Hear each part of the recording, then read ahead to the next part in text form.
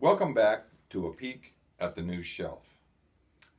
I'm Frank Davis, and today I'm going to be reading from the book The Haunting of H.G. Wells by Robert Masello, published by 47 North. Chapter 2. The next day, the downed Zeppelin was not only the talk of the town, but of the whole country. The late edition of the London papers made space for it on their front pages. At the tobacconist's shop, Wells picked up a sheaf of the newspapers, along with his usual haul of whatever magazines, pamphlets, and tabloids caught his eye. One on the rack was new, The Free Woman, which billed itself as a monthly journal aimed at the free-thinking, read suffragette, women of England. He added a copy of that to his pile on the counter. He always liked to keep up with current opinion of every stripe. And as Mr. Spool toted them all up, Wells added, "Has your business been up today, what with all the national attention?" "Oh, yes," Spool said, making change from the fiver Wells had handed him. "Lots of folks stopping for directions to the site." "That doesn't do you much good," Wells said. Directions. His own parents had owned small and unsuccessful shop, and he remained sensitive to the plight of the shopkeepers. "Oh, I managed to sell them a packet of woodbines or a good cigar before they go." With a stringy finger stained yellow with nicotine, Spool pushed his glasses back onto the bridge of his nose. "Not that they get to see much. The army pretty well's got the whole field roped off." Wells had seen some sign of it before coming into town. 2 or 3 military cars and a pair of lorries with a half-dozen soldiers in each had bucketed past him as he walked along the road. By the time he was heading back home, it was dark out, but on the far field he could see the lights that had been set up and could hear some commotion. Jane would worry that he was late for dinner, but he couldn't resist, and detoured toward the meadow. He was still a few hundred yards off when a sentry stepped into his path. "Sorry, sir, but this is as far as you can go." "Saw it all last night." "Must have been quite a show." Was that what it had been? Hard to think of it that way at all, especially as the one moment that had come back to him all night and all that day as he attempted to work on his new manuscript had been the livery driver finishing off the German gunner. "Were there any survivors?" "From the Zepp? Not very likely. Why?" "I thought I might have seen someone fall or jump before the crash." This appeared to give the soldier pause. The question was above his pay grade. "Can you wait here? I'll have to get my CO." He started to turn away, then said, "Oh, and may I ask your name, sir?" "Wells, H.G." The soldier nodded quickly, starting to turn again, and then the name struck him. "The author?" "I like to think so." The soldier looked off toward the wreckage in the distance, but not without one backward glance at the famous writer. Wells was used to it, but he still enjoyed the recognition. God knows he'd spent enough time at his desk to have earned it. When a Lieutenant Talbot arrived, looking just as young and callow as the sentry, he began by burbling about Wells's books and how much he had enjoyed them as a boy. Before getting to the matter at hand, "We found the remains of perhaps a dozen men inside and around the wreckage," he said. "But the fire was so intense it's hard to know for sure if we found them all. You say you think you saw someone escape before the crash?"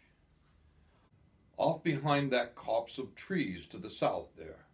The lieutenant looked that way and said, "Yes, they'd searched there." "And at least a quarter-mile in every direction," he added. "Were any parachutes found?" "None, and judging from the trajectory and speed of the descents, there wouldn't have been any time to deploy one properly." Maybe he'd been mistaken, Wells thought. Either way, it was out of his hands now. "Would it be possible," he said, "for me to get a look at what's left of the Zeppelin before you haul it all away?"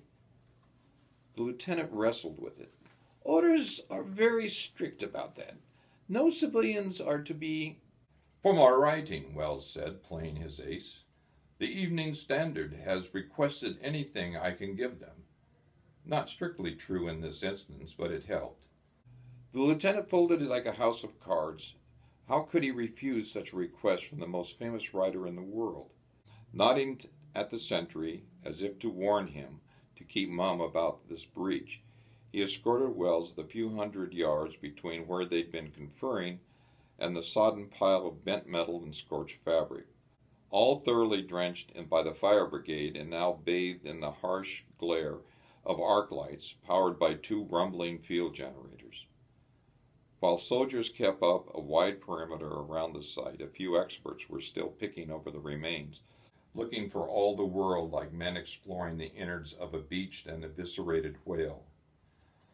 The rounded struts rose up like broken ribs above their heads.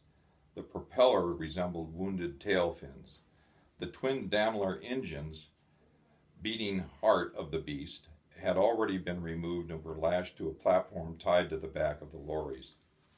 A dozen canvas body bags were discreetly being loaded into a pair of hearses.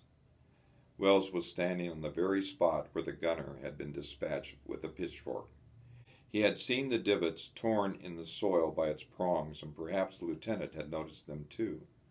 "We found a crewman here," he said, "who managed to crawl away. He'd made it this far, but he was pretty well burned and had a number of wounds, and no one has been able to tell us if he was able to say anything."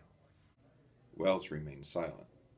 "Standard military protocol dictates that enemy combatants, when captured, be treated with decency." Wells nodded thoughtfully.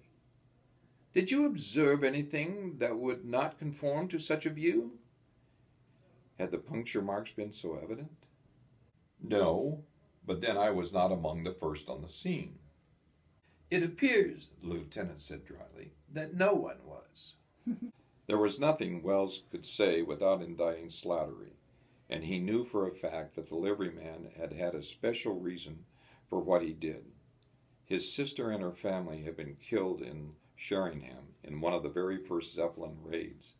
Not an excuse necessarily, but under the circumstances understandable. Wells would not be the one to bring down further calamity on the man's head, especially as the German gunner had looked only moments away from death anyway. "Would you mind if I poked around a bit on my own?" "I guess it would be all right," the lieutenant said, "so long as you don't get in the way of the inspectors."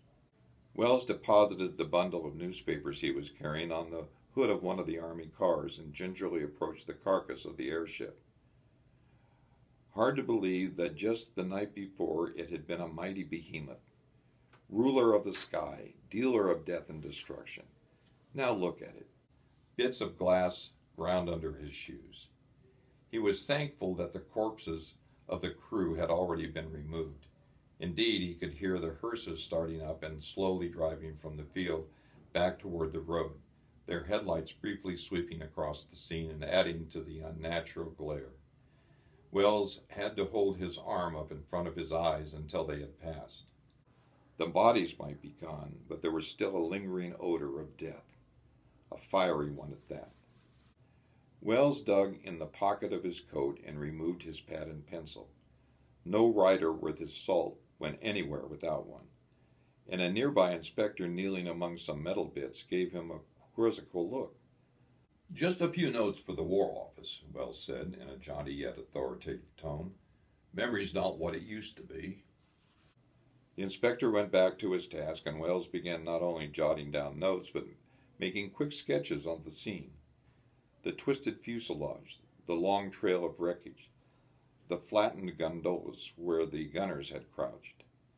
He'd always been a quick hand at drawing, the only part of the draper's trade to which he had once been apprenticed, at which he excelled. Even in his private correspondence, he often relied on what he jokingly called his pictuous to recapture certain scenes.